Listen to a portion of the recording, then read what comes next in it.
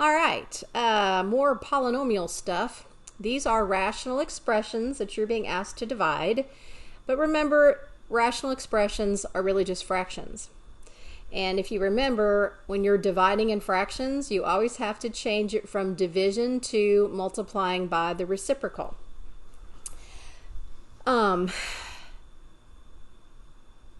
So, I also have to factor all this stuff, but I'm going to do it in 2 steps. So, I've got p squared minus p minus 2 all over 2p squared plus 3p plus 1. And instead of division, it will be multiplying by the reciprocal, which is p squared plus 9p minus 10 over p squared minus 3p plus 2. Now, I have to factor all of this stuff, and then I can cancel out any common factors. So I'm going to start with this one, p squared minus p minus 2. Now, I am just going to do what I like to call unfactoring. That's an Aprillism. I made that up. It's not in any textbooks. But my first term is p squared, so that has to come from p times p. So I'm now going to go to the back end, which is the minus 2. I need 2 factors that multiply to give me negative 2, but also add up to a negative 1 in the middle. So that's going to be a negative 2 times a positive 1. And if I FOILed that back, I would get p squared minus 1p minus 2. I'm now going to do the same thing with this one. I'm just going to unfoil it. It starts with p squared, so that's got to be a p times a p.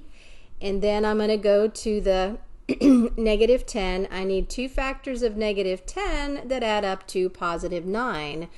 So that when you multiply last times last, you get negative 10, but outsides and insides add up to positive 9. So I would need a positive 10 and a negative 1. Now I'm going to move, I'm going to do this one next. This is another one that I can just unfoil. So for the p squared, it's p and p. And then for the positive 2, I need 2 factors that multiply to be positive 2 and add up to negative 3. So that's got to be negative 1 and negative 2. Negative 1 times negative 2 is positive 2. And my outsides would be negative 2p, my insides would be negative 1p, and that adds up to negative 3p. Now, the last one is this one, and this one does not start with a 1p squared. It starts with a 2p squared. And I'm going to unfoil this one also. I could use the AC method, but because it's 2p squared, I've only got one choice for that also, 2p times p. And then, because this is a 1, I've only got one choice there. It's got to be 1 times 1. And then because it's a positive 1 and this is a positive 3, these both have to be positives. And if I check, my outsides would be 2p, my insides would be 1p, and that adds up to 3p. So I've got everything factored out nicely. And I'm just going to pause this for a second and recopy all of that in black, because then I'm going to do some cross-canceling in a different color. All right, it's all just rewritten in black.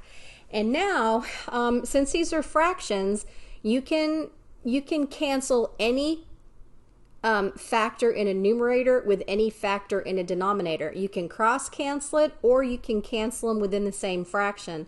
For example, I've got a p plus 1 over a p plus 1. That would reduce down to 1 whole. I've also got this p minus 2 in this numerator, which will cross cancel with this p minus 2 in that denominator. And then I've got this p minus 1 in this denominator, which will cancel this p minus 1 in that denominator. And that's all I can do. So I'm left with this p plus 10 in the numerator, and a 2p plus 1 in the denominator. And depending on how you type that into Mobius, you may or may not need to use those parentheses. They can be there, or the parentheses don't need to be there. It's totally up to you. You can just type it like that. And that's my final answer.